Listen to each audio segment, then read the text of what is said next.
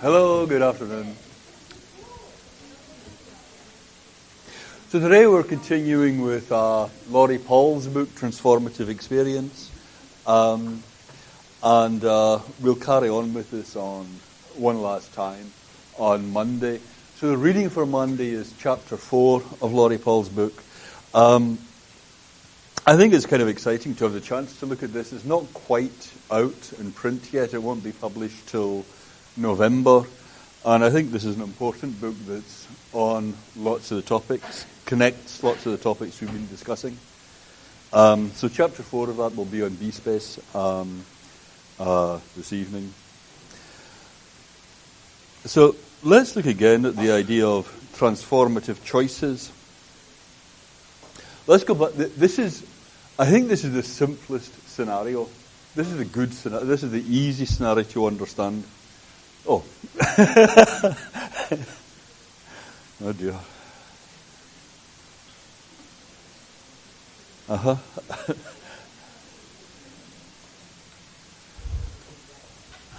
Is it?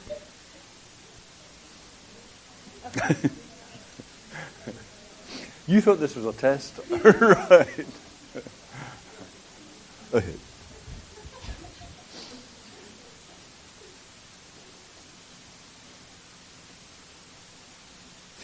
Okay, let me take it from the top. So today we're looking at chapters 1 and 2 of Laurie Paul's book. Monday we'll be looking at chapter 4. And today, let's start out by just going over this thing about transformative choices. So here's a choice that's not transformative, where it's very easy to understand what's going on. So let's just look at this contrast with the transformative case.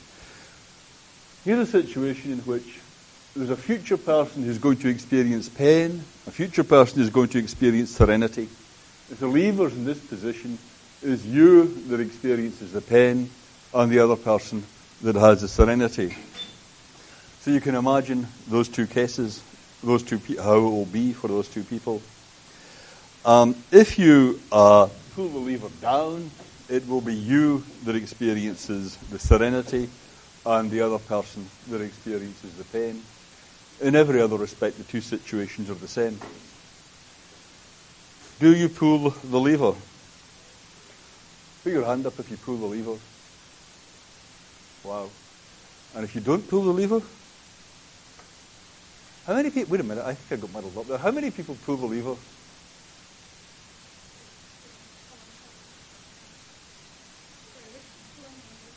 Sorry. Aha. Right. That's what's going on. The lever starts here, right? If you don't pull the lever, then this is the situation. If you do pull the lever, then this is the situation. Okay. Let's take that from the top. Put your hand up if you pull the lever. And if you don't pull the lever? Wow. Okay, why not? Either of you? Yeah. Okay, fair enough. Yes. Same for you? Okay. Kill me is pretty strong. Yes. Okay. Very good. Yeah. Yeah. No, that's perfectly reasonable. That's perfectly comprehensible. The key point, though, is that we all understand what's going on here. You know how to make the choice. But remember Mary, melancholy Mary, pining, did she but know it, in her black and white room, surrounded by the colours. So Mary can't imagine colour at this stage. Mary has no conception of colour experience. She knows all the science, but she doesn't know anything about colour. So we give Mary the same kind of choice. You can stay. We're going to have a situation in which someone's experiencing only black and white. That can be you. Or you can enter the world of colour. Pull the lever, and you enter the world of colour. So Mary's trying to decide whether she should pull the lever. Should she pull the lever? What do you think? Put your hand up if you think the answer is yes. And if you think the answer is no. That's an interesting reaction. Can you say something about it?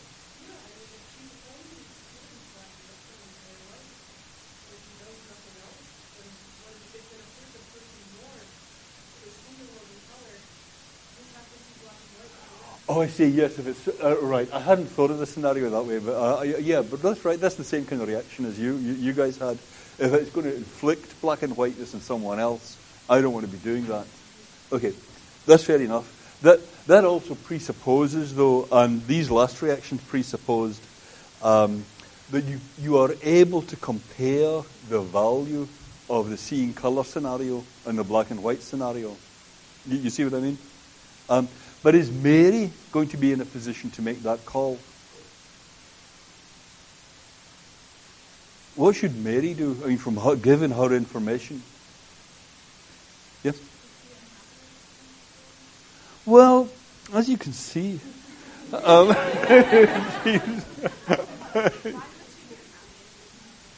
I know, she just sometimes experiences a strange yearning. But unhappy is maybe a bit strong, but yeah, you wonder if she's really fulfilled. But she doesn't know about that. She has no conception of what it will be like seeing in color. So I guess Paul's idea is this is the simplest case for Paul. This is a truly transformative experience. If Mary pulls the lever, then she will be having experiences she had no conception of before. And she will have preferences that she couldn't even understand before. She will have preferences among the colors. She will have preferences about what she looks at that she couldn't even understand what those preferences were before. So that's going to be a case where Mary's not really in a position to make the evaluation. Which way should I go? You or I can make the decision for her, but she doesn't know which way to go.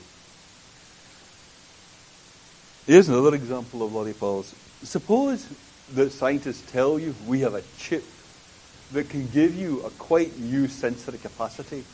You get this implanted, you will perceive in a way that you could never perceive before. It will unfortunately destroy your sense of taste. Should you do it? Do you have enough information to make a decision? Put your hand up if you feel you have enough information. And if you feel you don't? Okay, and if you don't know what I'm talking about? Okay. Okay. I guess that's Laurie Paul's point, that in these cases you just don't have the data. Imaginative decision-making runs out on you. And there are actually perfectly real cases. This is something she talks about that I didn't know this was an issue. But apparently there are, if this is how you say it, cochlear implants for the congenitally deaf that will allow them to hear, that will allow people to hear. Anybody here knows about this? Yeah? Okay. Well, correct me if I get anything wrong here. So people who've been born deaf can get these implants that will allow them to hear ordinarily, but there's some resistance to getting them. You might think, well, this is like Mary. Of course you should do that. But there is a community, a well-developed, integrated community of deaf people. There is a culture of deaf people. And getting the implant means leaving that community. You join the noisy, jangling world of other people. And you might think, well, I'm better off in living my life in the culture of the deaf. It's disrespectful to the culture of the deaf to have the implants put in. So is this your understanding? This is, yeah. So how do you make that decision? If you're the parent, if you're the congenitally deaf parent of a congenitally deaf child, and you're wondering if your child should get the implant, how can you make the decision? Yeah. Oh, sure, you'll be biased, right? You mean if you're congenitally deaf? Or you'll be biased in saying, I want my son to hear? Yeah, well,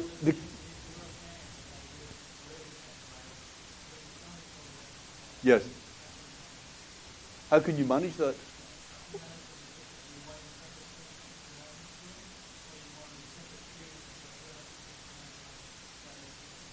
That's right. So you don't have the basis to make the decision.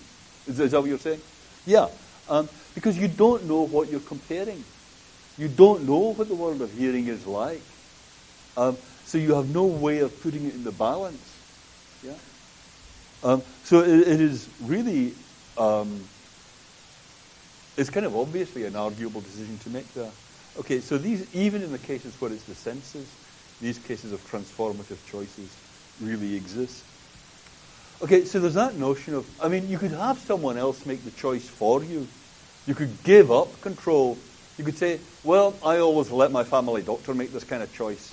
You tell me what's best for the child. But people don't usually think that these key decisions should be left to the family doctor, these key life decisions. You think that it's your responsibility to make this on the basis of your imaginative understanding of what's going to happen. Yeah?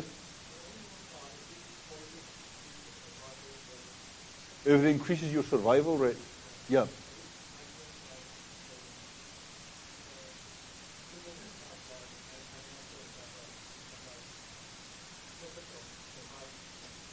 Survival. It's survival. I'm not so sure about this. Suppose you're told that the way to improve your survival rate, people really live longest if they live on their own, don't see other people, and only eat slabs of tofu. Then you say, well, hack off a couple of years. You see what I mean? We don't actually think like that. I promise you we could go around, you a lifestyle analyst could go around all of us and recommend ways that might probably add a couple of years, and we'd say no. Yeah? Yep. What judge would I make if it was me? It's very, I think the whole thing is there's no neutral point from which to take this. Since I live in the world of the hearing, of course I say, come and join us. Come and be one of us. Yeah? But from the point of view of someone who's living in the world of the congenitally deaf, the culture of the congenitally deaf, that is exactly the kind of biased, uncomprehending reaction they expect. Because the truth is, they don't know what the world of the hearing is like. I don't know what the world of the congenitally deaf is like. Yeah? So it's, of course I got this knee-jerk thing to say, go for it. But that's suspect. And that's what they're challenging. Yeah? Yep.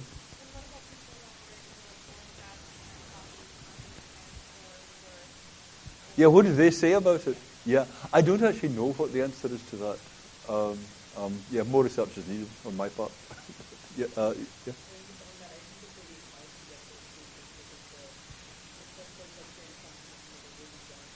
Right. I see, yes. Right. Okay. That's good. Yeah.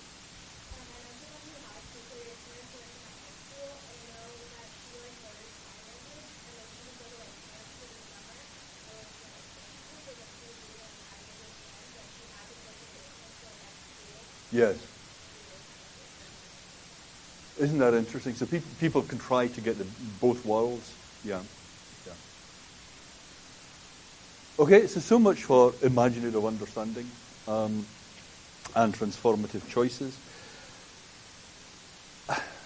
The whole frame we have in this class is a contrast between imaginative understanding of the mind and scientific understanding. But it is a background question we haven't looked at all, whether imaginative understanding is only a way of finding out about the mind. And when Jasper says, in imaginative understanding, we sink ourselves into the psychic situation and understand genetically by empathy how one psychic event emerges from another. Well, he's thinking there of imaginative understanding as getting into the mind of another person. That's what it is to have imaginative understanding. That's what you're doing when you're exercising imaginative understanding.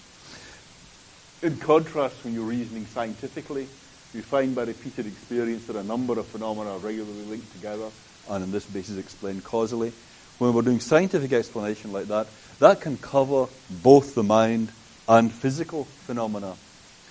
And when we had these examples that we started it seems like a long time ago now, but when we started with Nagel on bats or Nagel on split brain patients or Mary, and we said, although you can have a complete scientific understanding in these cases, you don't know anything about what's going on in the mind.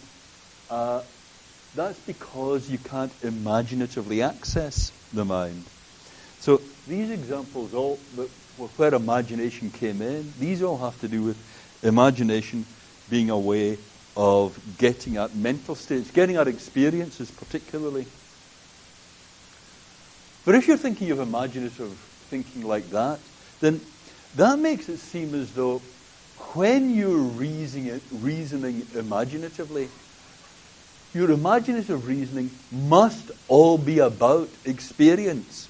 It must all be about the contents of someone's mental life. In particular, if you're deciding what to do in these difficult cases, these big life choices, what your own future experience will be like.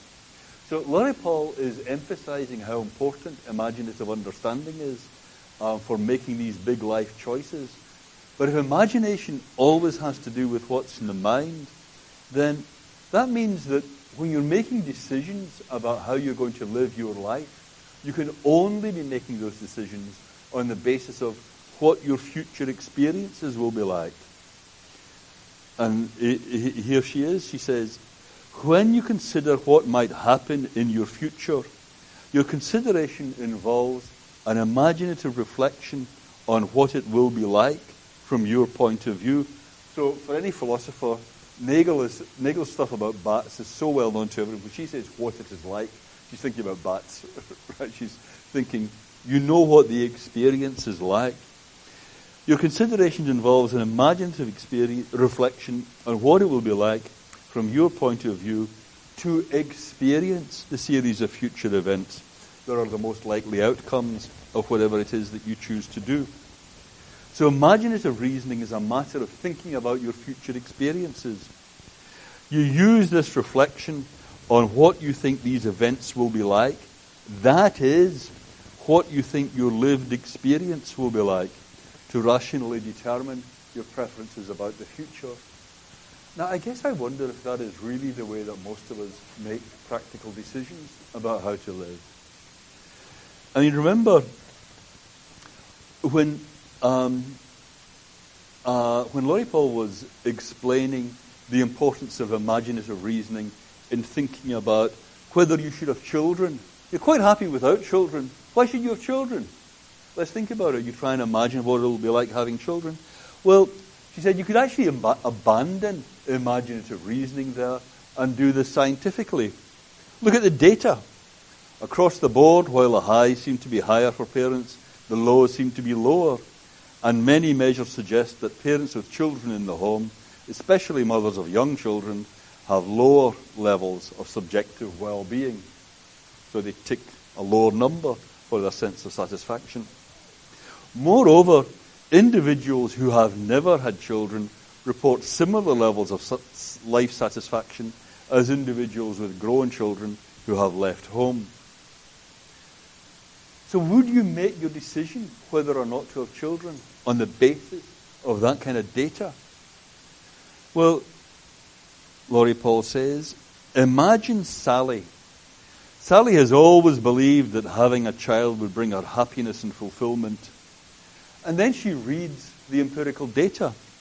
And she decides not to have a child simply because the empirical evidence tells her she will maximize her expected value by remaining childless. She won't get these lows when a mother of a young child.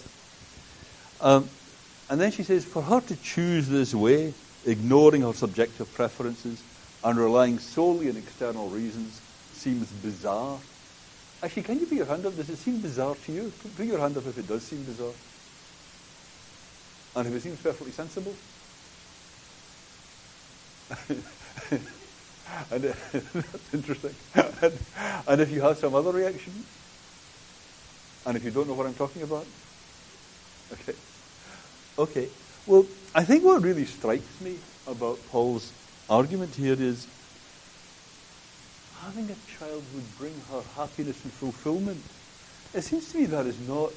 I mean, if you're thinking of having a child like that, what you're doing is you're imagining, wow, think of what a buzzy feeling I will get when I have a child.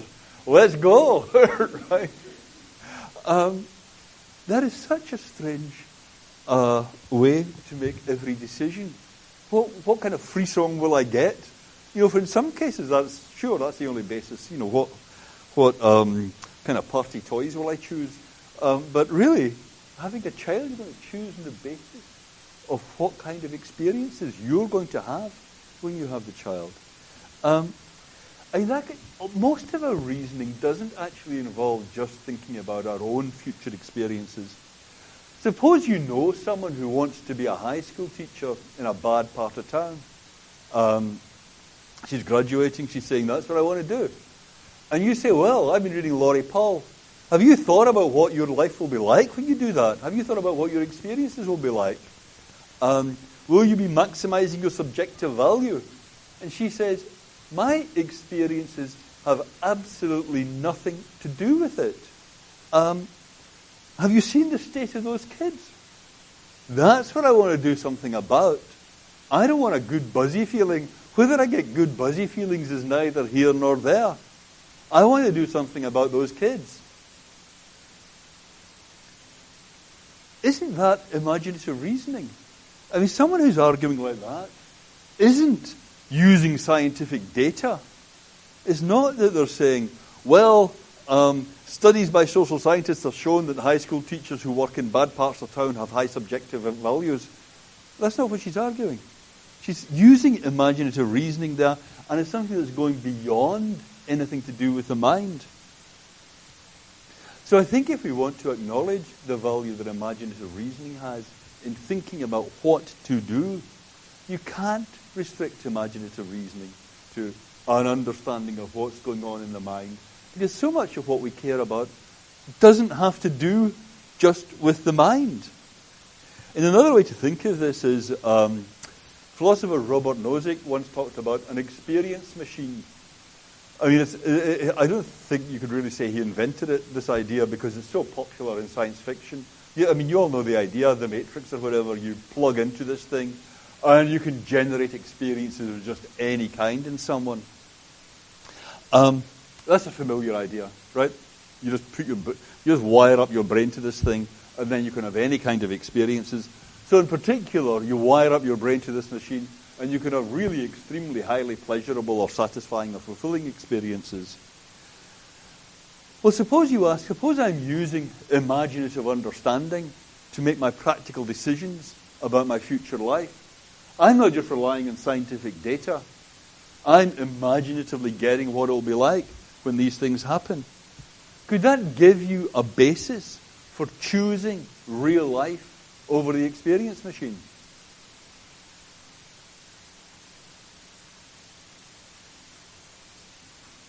If imaginative understanding just has to do with what will be going on in your mind in the future, well, what will be going on inside your mind in the experience machine would be exactly the same as what was going on in the real world.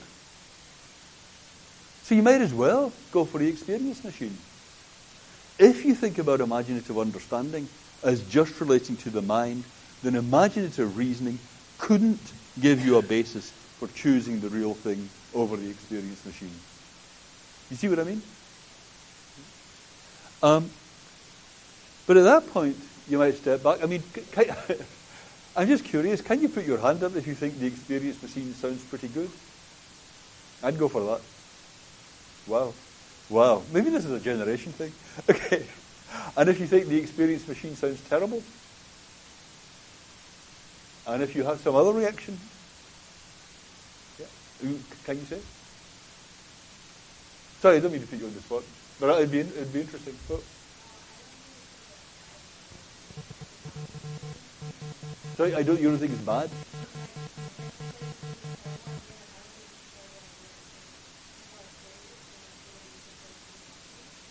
Yes.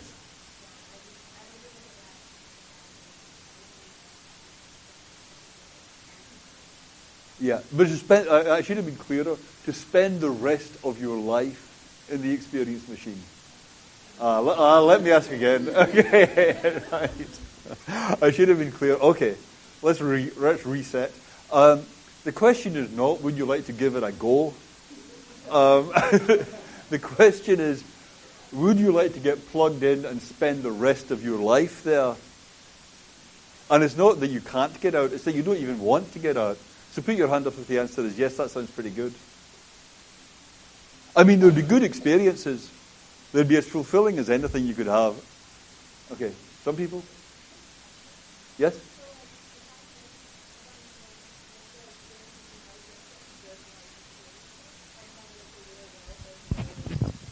Well, you're in the real world with all its dissatisfactions, yeah. But actually, just to get a pure case here, suppose that the experiences you have in the experience machine are exactly the same as the experiences you have in regular life. Yeah, doing whatever you're doing, being a high school teacher, or whatever it is, being a rocket scientist, or a famous surgeon, or just whatever you're doing. Yeah, but the experiences inside your head in the experience machine are exactly the same. So I just want to get a base point. Are these questions or yeah? No, you can't control it any more than you can in real life. Yeah, that's right. Yeah, I mean, if it happened to you now, if you put the jack plugs in right now, you wouldn't even notice. You'd still be having the experiences of sitting in a philosophy lecture wondering what was going on. Or whatever experiences, or great flashes of insight, or whatever it is. Yes?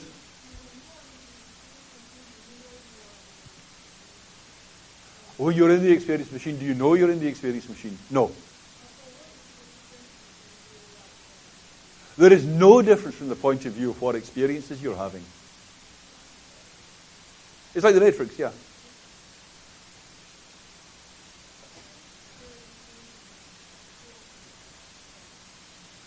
There is no difference from the point of view of the experiences you're having, right? There's a great deal of difference in what's actually going on. You ever see The Matrix? Okay, there's that bit at the end, actually I always get so confused watching The Matrix, but there's that bit where you see what's really going on, yeah? And it's not a bit like the actual world, yeah?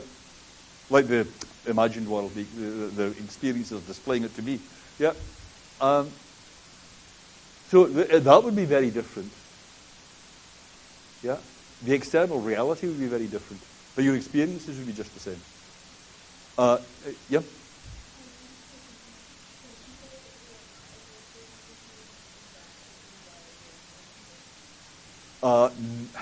No. This is where I never understand what's going on in the Matrix. Sometimes I get people to explain it to me, and then I understand it for a bit, and then I don't understand it again. But yeah, no, forget all that. Look, it's just like it is now, internally, in your head, in your mind. Yeah. Yep. What is the experience machine? The experience machine is what your brain gets plugged into and gives you experiences exactly the same as you would have in real life.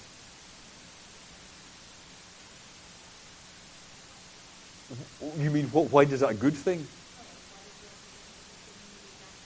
Yeah, what difference does it make? Well, the experiences are exactly the same, but the external reality is very different. In a white room? No. You mean you're having the experience? That's right.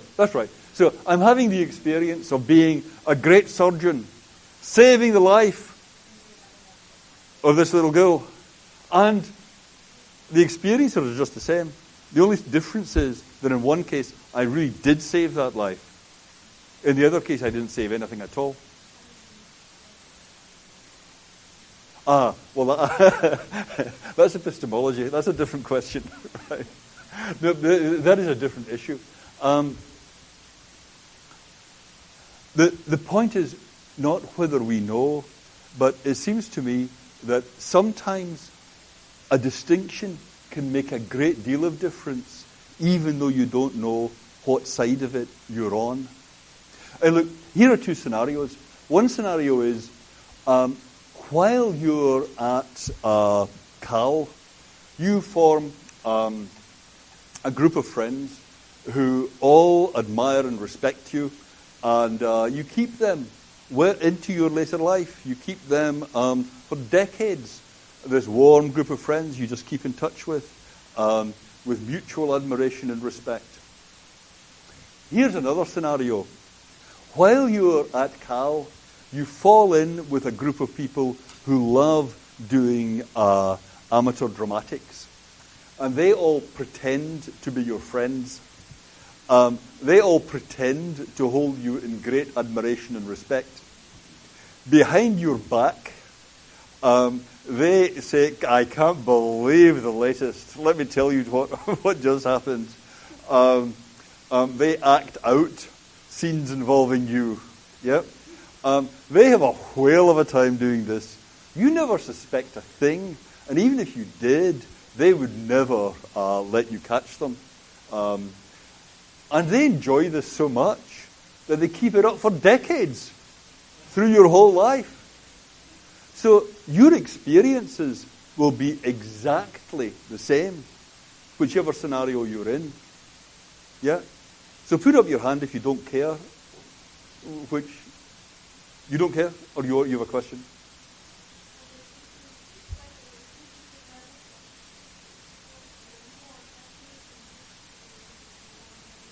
That's right, you won't ever know, that's right.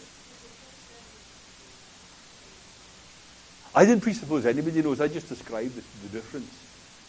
I just said, here's two states of affairs. I will only have what? That's right, and your experience will be exactly the same in these two scenarios.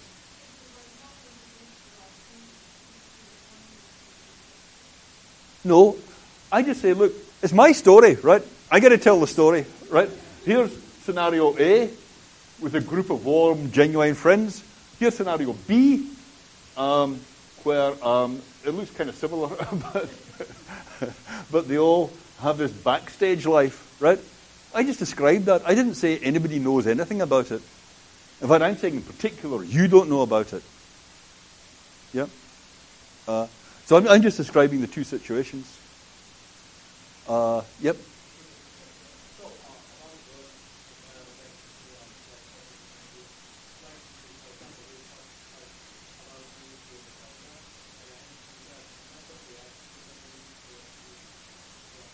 The professor's in it. Sorry, I'm not trying to spark feelings of paranoia here. Sorry? That's right. So the question is, I set it up so you can't tell which scenario you're in. Your experiences will be exactly the same, whichever scenario you're in. But do you care about which scenario you're in? Put up your hand if you don't care. Wow. Okay. And if you do care? Okay. I mean, as before, I have a certain admiration for the outliers. But do you want to say anything? If you were an outlier, do you have anything? Any comment? Okay. So the point here is a distinction can matter terribly, even if you're not able to tell which side of that distinction you're on. Yeah? And it seems to me it's like that with the experience machine. Whether you're in the experience machine or not can matter terribly, even though your experiences would be exactly the same. Yep.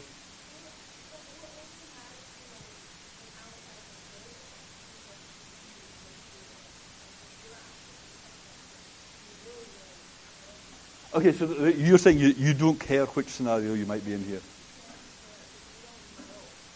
Well, you can't. You can't tell which side you're on, but you could nonetheless care which side you're on. Let me give you another example. Suppose I give money to charity. Suppose I give money to charity on a regular basis, and the charity I give money to is supposed to be doing lots of good work out in some other country. And there are two scenarios. One, that they're a bunch of fraudsters, and that they just do a real good job of collaring all the money. The other is that they're doing all the stuff they say they're doing. Yep. Now, maybe I can't tell which side I'm on, but do I care? Of course I care. You see what I mean? That's why I'm giving the money. I'm not giving the money just so I can hear reports and have experiences of good being done to people. I'm giving the money so that stuff can happen out there, stuff that has nothing to do with my experiences. Last one, and then we should move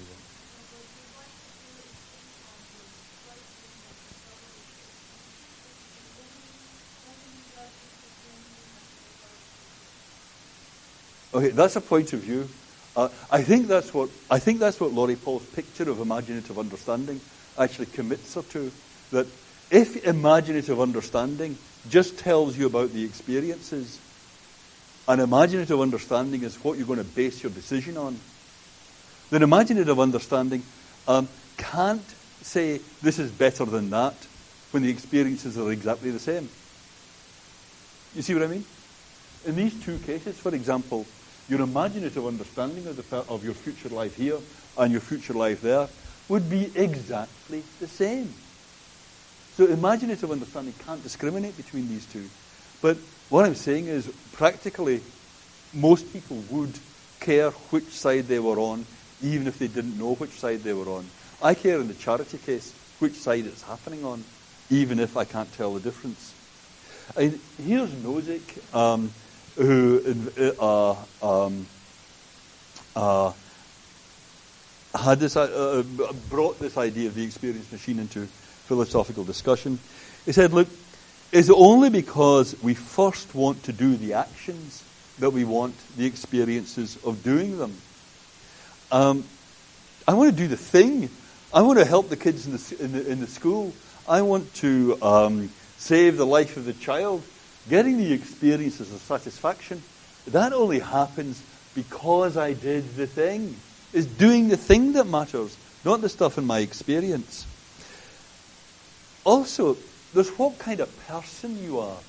What kind of person you are only shows up in your interactions with the real world. Nozick says someone floating in a tank is an indeterminate blob. I mean, if you're floating in the tank, then if you're just a brain floating in a tank, can you be said to be brave, loyal, a good friend? No, you're just a bunch of cells, right? I mean, even if you're having all these experiences, you can hardly be said to have any of those characteristics. Are you honest, brave, trustworthy, all that stuff? It doesn't really come up if you're just sitting there in the pleasure machine. There's no actual contact with any deeper reality. The experience of it's being simulated. But what we care about in practical decision making is the reality, not just the experience. I remember that thing about she wanted to have a child because that would bring her happiness and fulfillment. A friend of mine actually once said to me, I want to have children because my life is entirely centered on me. And I just don't want to live that way forever, where everything centers on me. I want to be pulled out of myself. I want to be forced to live in a different way. And that's not someone thinking about their experiences. It's not either someone thinking about what they'd like to do. It's what kind of person you want to be.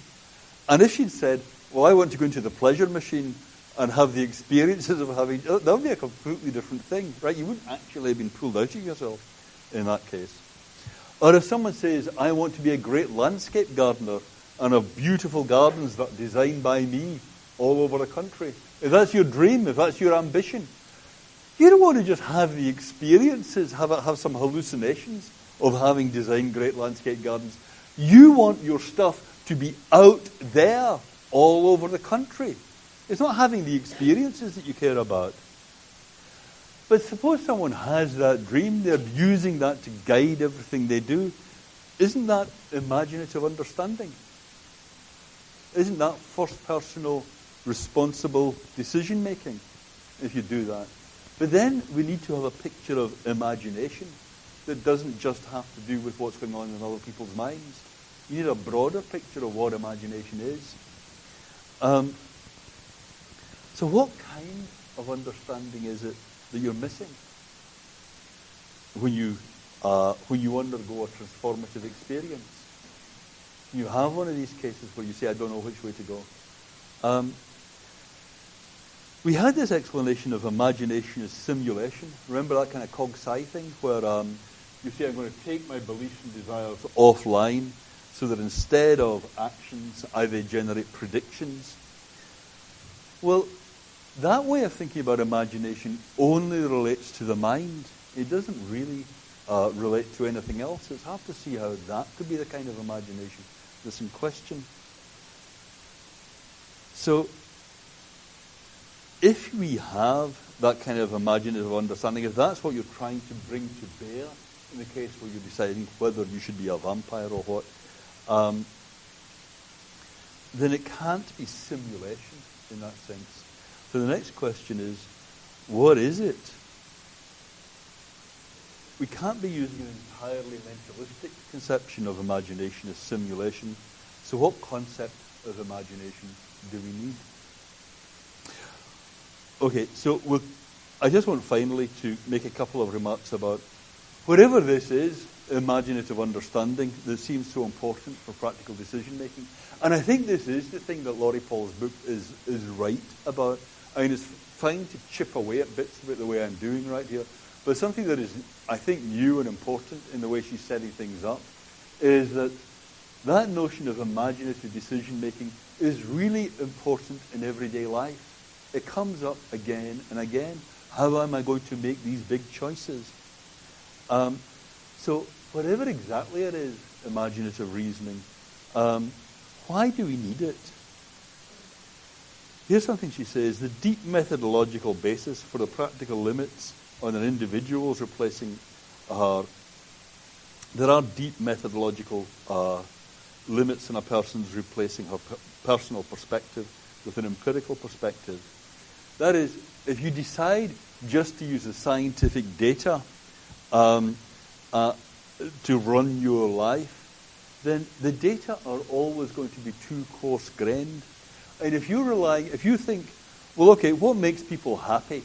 What makes people happy? Well, I just look at the scientific findings.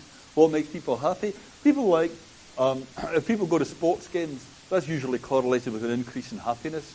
Okay, so I'll go to sports games. If people eat well, that's usually correlated with an increase in happiness, so I'll eat well. So you do it like that. And then she says the trouble with that is that these data all come from studies over hundreds or thousands of people. So they're always going to be more coarse-grained than any individual. I mean, you just can't do science on a single individual like that. I can't, on the one hand, give you the treatment and see how things turn out for you, and then at the same time not give you the treatment or give you a different treatment and then see how things turn out for you in that circumstance. You can't do experiments with a single individual. You have to use a whole population. So she thinks only imagination can give you access. So she thinks that, what am I doing? Yeah. She thinks that only imaginative understanding will let you allow for your idiosyncrasies, just a particular way you, as opposed to any average person, is. I don't think that's terribly powerful. I mean, after all, science finds out about more and more stuff the whole time. Science keeps giving you more and more fine-grained analyses of the stuff that makes people happy. And the other thing is that science gets the big factors first. So all the big factors you could get scientifically, the fine-grained things probably don't matter too much. I think she never, is explicit about this, but I think a key background idea is imaginative reasoning is important because only imaginative reasoning can get you inside the mind. Only imaginative reasoning can get you inside your future mind. I think that is driving. I mean, read the book and see what you think, but I think that idea drives her book, that only imaginative understanding gets you inside the mind. That's the point that we got from Nagel and Jackson and all that stuff. Therefore, imaginative understanding is really important. But the thing is, what I've just been suggesting is that practical decision-making is not all about getting inside the mind. Practical decision-making is about decide about what goes on in the real world. But here's the key thing. If you don't make choices about your future from your own personal point of view, and instead step back and try to map out choices based only on some impartial, uncommitted, third-personal point of view, you in effect give up authority over yourself. I mean, there's the way that we think of looking after animals. There's good animal husbandry, right? You know what makes chickens happy. You know what kind of diet chickens need. You know what kind of exercise they need. You know what, you know all that. You know all that about other people. You could have the principles of animal husbandry apply to humans. You could apply those principles to yourself. But that's what she says is ceding authority. You're just letting the science take charge. You're not taking responsibility for what you do. She says this holds in two senses. It holds if you disregard your personal point of view entirely. If you just say, my personal preferences, they don't matter. I'm going to do what science tells me is good for me.